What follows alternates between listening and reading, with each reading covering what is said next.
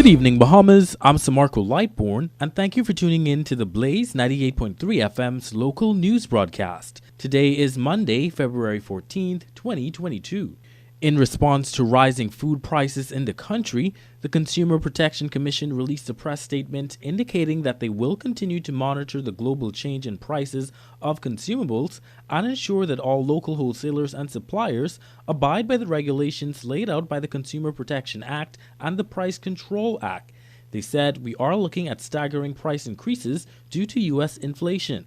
The Consumer Protection Commission has taken note of the rise in inflation in the United States, the Bahamas' largest trading partner, and the warnings from local merchants that the price of everyday goods are expected to also rise as a result. Bahamians should bear in mind that inflation in the United States has risen by more than 7% in the past year and is the largest annual spike in the Consumer Price Index for the nation in more than 30 years.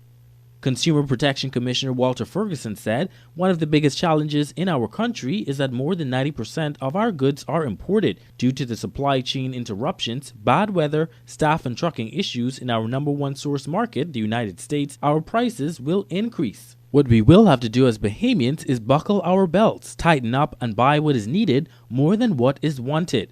In a recent story by the Blaze 98.3 FM, Exumians offered their views on the increase in food pricing and how they were coping. Today we gathered more perspectives from residents as they reviewed the press release from the Consumer Protection Commission.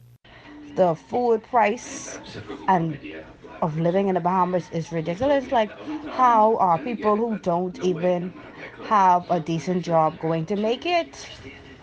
It's just crazy. Even though they lowered the VAT to 10% on all items now, it's still a lot of money, and Bahamians, we're not going to be able to make it. You really need to start your garden so that you can save on certain fruits and certain vegetables. That way you can save on those things and try catch sales. That's what I'm doing. Honestly, I'm not shocked about the prices in the grocery stores. We import almost everything, and the fact that we have a global shortage of goods in general, a lot of shipments are delayed. Um, it's no surprise that it's going to be a higher demand, and it's just not going to be enough stock there for people to be able to buy their groceries. So I think it's just another symptom of the pandemic and how it slowed down production and how it slowed down trade, and on top of the fact that it's just becoming more expensive to live in the Bahamas in general. The Consumer Protection Commission reminds Bahamians of their rights to receive expected value for services and purchases rendered, which are safeguarded by legislation. Consumers are advised that they can launch a formal complaint to the Commission at www.cpcbahamas.org, ensuring that they include copies of relevant documents, including receipts, warranties, contracts, email correspondences, and a concise explanation of the grievance. The Ministry of Health and Wellness's Social Mobilization Unit will set out for a third weekend on a walkabout in key communities to offer on-the-spot vaccinations and educational resources to its residents. Cheryl Thompson, Social Mobilization Program Coordinator, said, "In December 2021, a COVID-19 vaccination social mobilization campaign team was assembled to mobilize unvaccinated communities to become immunized against COVID-19.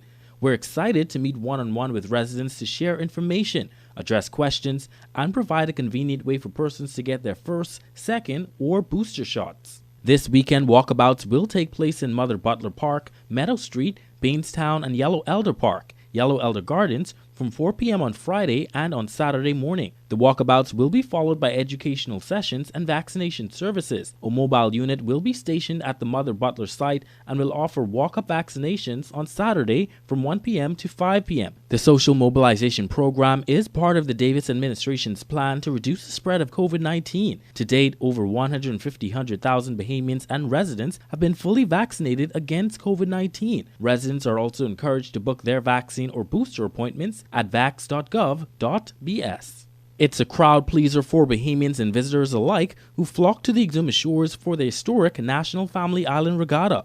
Postponed several times due to the COVID-19 pandemic, sailing enthusiasts were hopeful that this year would see a green light. However, government officials once again decided it was not in the best interests of the public. Our Westrelyn Ferguson has that story. The National Family Island Regatta, scheduled from April 2022, has been cancelled. This according to press statement released by Danny Strawn, the chairman and commodore of the National Family Island Regatta Committee. Mr. Strawn says that he is saddened to confirm the cancellation of this event for the third consecutive year, but that this decision was made while considering the best interest of all parties involved. Strawn states that the committee has advised Clay Sweeting, the minister responsible for regattas, agriculture, marine resources, and family island affairs, of this cancellation, and further stated that the committee does not wish to unintentionally encourage any regatta-specific expenditure by sloop owners, sailors, vendors, businesses, community organizations, magazine advertisers, or sponsors. He also doesn't want hoteliers or any other rental accommodation facility to hold their rooms in preparation for and anticipation of the event. Commodore Strawn notes that although many business owners are disappointed at this news because they would normally look forward to the spike in sales during Regatta Week, he is assured that this too shall pass. Strawn says that this year the committee is taking this time to look into regrouping and reimagining options for staging a successful National Family Island Regatta when national and international circumstances permit. This is a developing story, and we will have more news for you as it becomes available. In immigration news, 79 suspected undocumented migrants were apprehended by HMBS Leon Livingston Smith under the command of Senior Lieutenant James Cox on Saturday, February 12, 2022. While on routine patrol, HMBS LL Smith received information from the United States Coast Guard and the Cuban Border Patrol, alerting them to a 55-foot red Haitian sloop approximately 20.88 nautical miles off Key Santo Domingo with 59 men, 14 women, and 6 minors on board. The RBDF said all migrants appeared to be in good health and were expected to be transported to Matthewtown in Nagua for further processing once turned over to relevant authorities.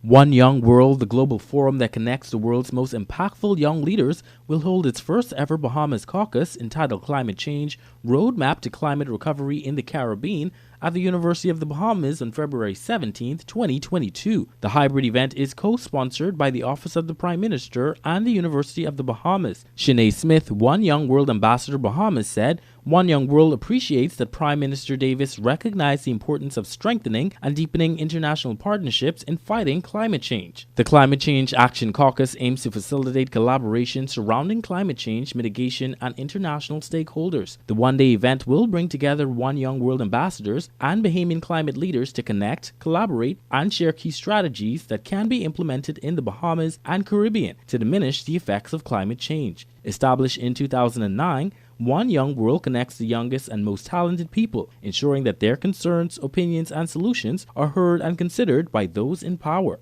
Their annual One Young World Summit brings together the brightest young talent from every country and sector, working to accelerate social impact. Each year, delegates from more than 190 countries are counseled by influential political, business, and humanitarian leaders such as Justin Trudeau, Paul Pullman, and Meghan Markle, amongst many other global figures. Davis will be the keynote speaker at the Bahamas caucus. He will also be joined by One Young World co-founder David Jones. To register to attend virtually, visit oneyoungworld.com. Just ahead in our newscast, we take a look at the official COVID-19 update and a look at the weather forecast. We'll return after the break.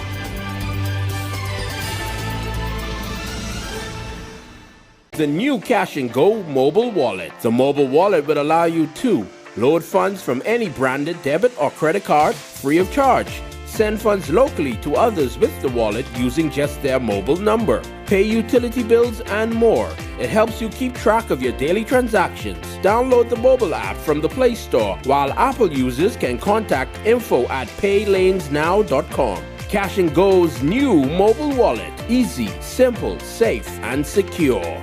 Welcome back to the local newscast. I'm Samarco Lightbourne. Thank you for joining us. Here's the latest on the COVID-19 front. The Bahamas Ministry of Health reported 19 COVID-19 cases on Sunday. 15 cases were reported in New Providence, 1 in Abaco, 2 in Exuma, and 1 in Long Island. There were 16 recoveries reported for the day. Total recoveries are 25,440. There are 766 deaths on record. There are 44 hospitalized cases. 3 patients are being treated in the intensive care unit, and the remaining 41 cases are considered moderately ill. And now, providing you with a glimpse beyond your patio, here's our Gigi Percenti with your local weather forecast.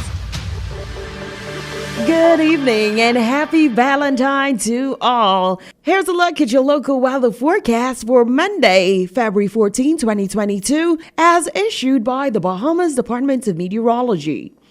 General situation. A weak cold front will push further southwards across the central and southeast Bahamas as high pressure rapidly builds into the area, generating fresh to strong breezes in its wake. Special warnings. Boaters should remain vigilant due to the threat of possible waterspout activity in the vicinity of the front. Beachgoers in the northwest and central Bahamas should exercise caution due to the elevated risk of hazardous rip currents along northern and eastern shorelines. For the northwest and central Bahamas, weather variably cloudy, a bit warm and windy with isolated showers and thunderstorms along the frontal boundary. A small craft advisory is in effect. Expect gusty winds and higher seas in or near heavy showers and thunderstorms in the vicinity of the front. Winds variable at 10 knots or less ahead of the front, shifting north to northeast at 15 to 25 knots, gusty at times behind the frontal passage. Seas 1 to 3 feet ahead of the front, rapidly building 5 to 8 feet in the wake of the frontal passage. Today's daytime high temperature was 79 degrees Fahrenheit, 26 degrees Celsius. Overnight low, 66 degrees Fahrenheit, 19 degrees Celsius. Sunrise at 6:44 a.m. We're currently experiencing high tide. Low tide will be at 12:33 a.m. on Tuesday. High tide at 8:12 a.m. on Tuesday. I am Gigi Percenti, and this has been a look at your local weather forecast. Thank you so much for tuning in. I'm Samarco Lightbourne, reporting for the Blaze 98.3 FM. We invite you to join us for our morning broadcast with Westrel and Ferguson, Monday through Fridays at 8 a.m. Good evening, Bahamas, and stay safe.